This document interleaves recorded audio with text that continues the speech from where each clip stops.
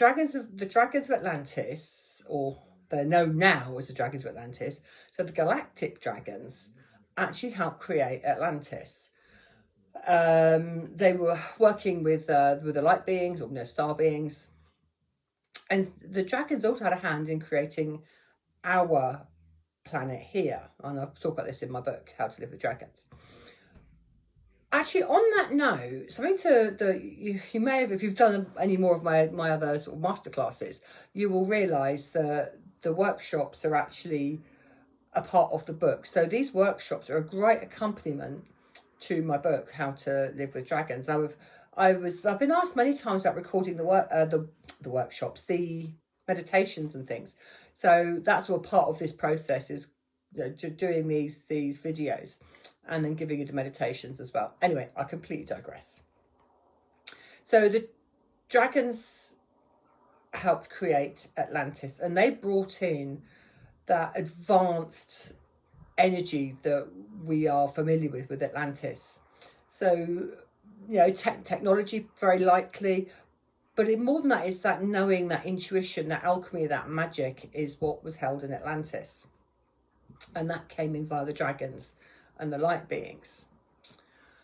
So the dragons were also, or some of the dragons, or was a set of dragons that were guardians to the seers. Now the seers were the people they're the oracle of Atlantis, and they would give information to the high priests and priestesses. So they were literally the seers. And the dragons, way before the collapse of Atlantis, the dragons warned the seers that they were, to use their words, dark days are coming. Now, initially, nothing was done about this, nothing was said about this. But as the energy built, and there was this like takeover bid, if you like, for Atlantis, the dragons became more insistent. And but the energy was already building there. There's already this infiltration of, whether you want to call it dark magic or greed or ego, whatever you want to call it. Is, we're all going to have different opinions on this. Anyway, the dragons became more insistent that the priests and priestesses needed to be warned. This is the information that I've got. And eventually the seers passed this information up the line. The upshot of that, the long and short of that was that the dragons and the seers became persona non gratis. They were not welcome. They were ridiculed. They were probably gaslit, and all that type of stuff. In the eventuality of it all, the dragons, there's three things happened with the dragons.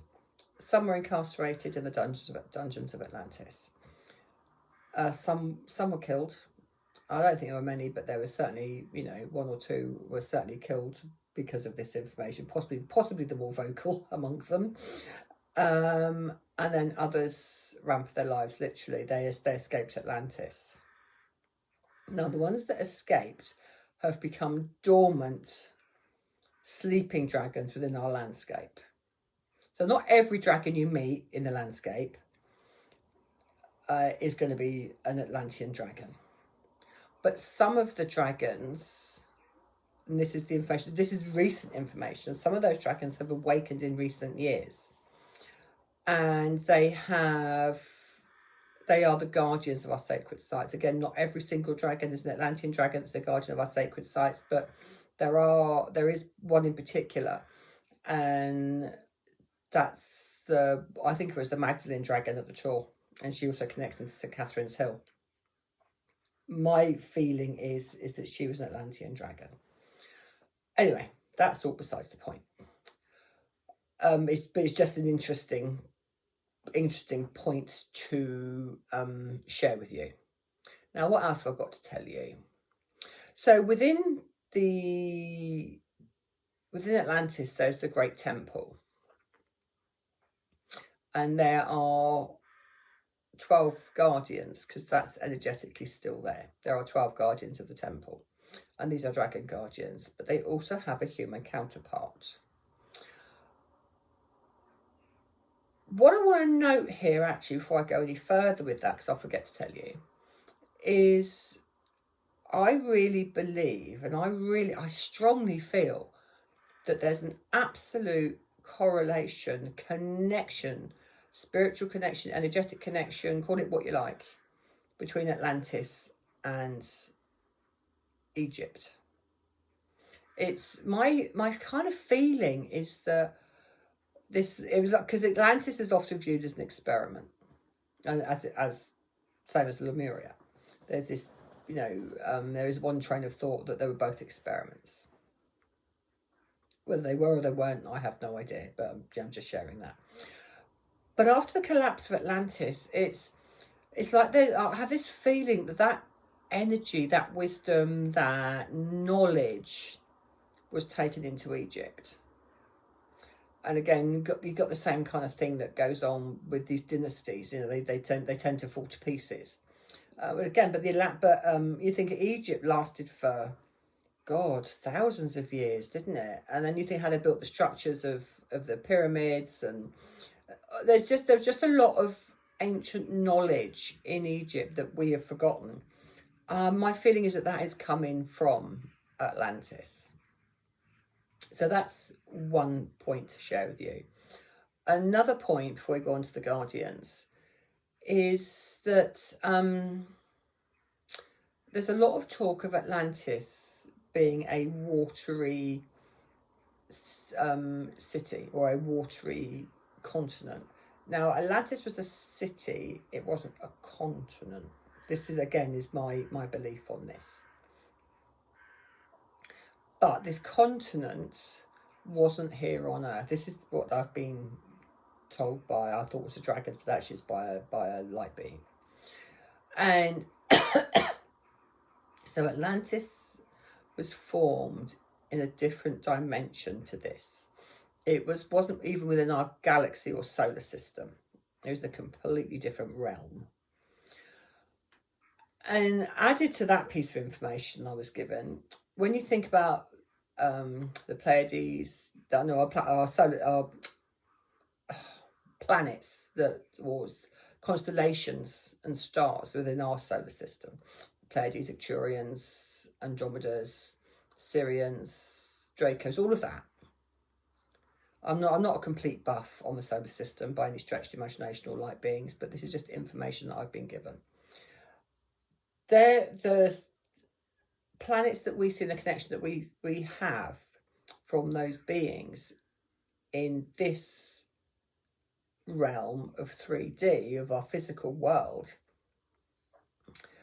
these planets and connections to those star beings of these places, those places are what the light beings call satellite stations. So their home is actually way beyond our galaxy. Their home is way beyond black holes in our universe. So obviously they're multi-universes within our world here.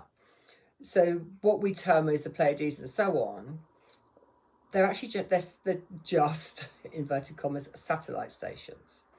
So they're like a temporary home, like a camp, if you like, for the light beings. Now, so of course that then makes sense of the Atlantean story and the wisdom and knowledge they had, because in Atlantis until the rot started to set in, there was like no real illness, there was no money problems, everybody lived in that harmony, unity type space, and there was no need for any kind of anger or irritation or frustration within that society. It was a peaceful, loving society that was all-encompassing and welcoming, which is probably partly what caused its downfall. If a stranger came into the midst with ill intent and welcomed with open arms, of course that's possibly what upset the balance there. But anyway, I don't know, I'm just sort of putting that out there. So coming back to the Guardians of the Temple. So within the Great Temple of Atlantis, there are 12 guardians. Now, this is where I met the Grand Masters. So if you're familiar with my deck and my book, you'll know about the Grand Masters. Now, I've been aware for some time that there were dragons that could shapeshift. I just wasn't getting my head around it. Like, I got the idea that, you know, some dragons are quite smart and they can shapeshift. And they can change shape at will. They can change size at will as well. But I used to call them the shapeshifters. It wasn't until I met the Grand Masters and I had a lesson in the Grand Masters that it all became apparent. So the Grand Masters, in particularly the Grand Masters who are associated with the Great Temple in Atlantis, are ascended masters. Now, not all ascended masters are Grand Masters, but the Grand Masters that I've encountered all appear to be ascended masters. So there is that free will. Now, the reason I talked about Magdalene just now is that was one of the Grand Masters, or is one of the Grand Masters at the Atlantean Temple. And now, a caveat to put in here is that all of these ascended masters have had many, many lifetimes and many incarnations. And they'll have come across all cultures and sectors. So I'm sharing with you the energetic blueprints that they came to me upon.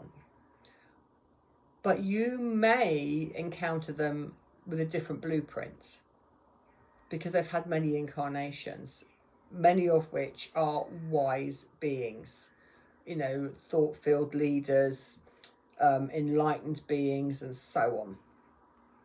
You know, so you may come across Jesus or Buddha or Yusui or, oh God, any of the archangels when you meet these guys. I'm going to share with you how they came to me on. But this is the thing with working with dragons. They actually make us stretch our linear thinking. They make us think outside the box, or more accurately, feel outside the box.